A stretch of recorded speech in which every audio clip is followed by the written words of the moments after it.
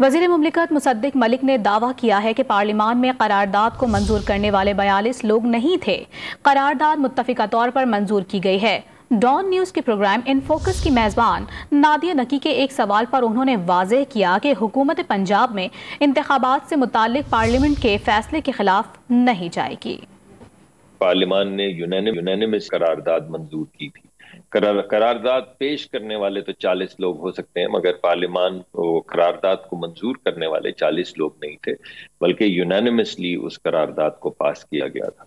तो एग्जीक्यूटिव को जब पार्लियामान की तरफ से एक क्लियर डायरेक्शन आए तो उसको भी वो भी एक ऐसा हुक्म है जिसकी हुकूमतूली नहीं होनी चाहिए, जैसा कि आप कह रही हैं अदालत की नहीं होनी चाहिए। तो हमारे लिए सबसे ज्यादा जो चीज सुपीरियर है वो तो विल ऑफ द पार्लियामेंट है। तो विल ऑफ द पार्लियामेंट के खिलाफ तो हम नहीं जाएंगे ना, हम उन्हीं में से तो हैं। ये क्या will fly in the face of the parliament, ये जरा हमारे लिए, मेरे ख्याल में किसी के लिए भी जो डेमोक्रेटिक प्रोसेस से आया हो, मुश्किल हो जाएगा।